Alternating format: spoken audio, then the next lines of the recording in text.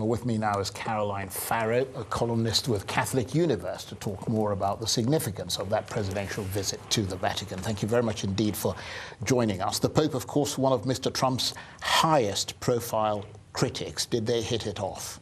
Well, it seems as though they did. The reports that are coming out of the Vatican that the meeting was very cordial. At the beginning of the meeting, I think they were both quite tense, which was to be expected. But by the end, certainly looking at the body language, they seemed quite relaxed. They were smiling, they were laughing. Donald Trump, with his sort of typical bombast, said, that the Pope was quite something and described the meeting as fantastic. And the Vatican has issued quite an optimistic statement as well. So I think we can assume that all went very well. What are your contacts at the Vatican telling you might have been discussed? Well, my understanding is that they discussed life issues and commitment to religious freedom and freedom of worship.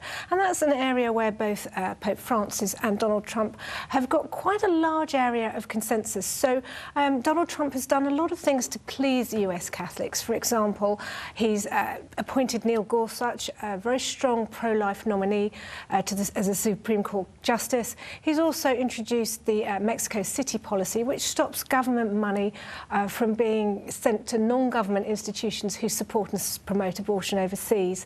And he's also pledged his support for religious institutions in the US who, under the Obama administration, were being forced to provide contraception, abortion, sterilisation, things against their religious conscience under the Obamacare healthcare plan.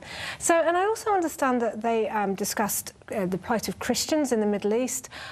Trump's been under pressure, particularly by members of his own Republican Party, to ensure that Christians in Syria, Iraq and Egypt are given safe passage, are able to be resettled into those areas where they've, perhaps been persecuted and are now coming back, and also to provide security and aid for them. So I believe that was discussed, and also the situation in Palestine and Israel.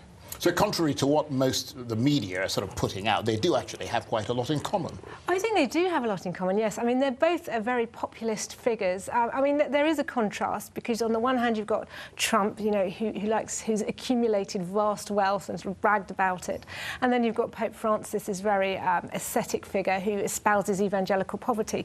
So you've got a very superficial contrast, but on the other hand, they're both populists. They both speak the language of the street. They both want to appeal to the common man, and they've both actually got their different beefs against globalisation. So Pope Francis has been very explicit about globalisation, but also Donald Trump has spoken out about those deals which mean that American employees don't get jobs and where jobs go abroad. So, there is quite a lot of area of commonality between them. Caroline Farrow, thank you very much indeed. Caroline Farrow, of course, a columnist with the Catholic Universe.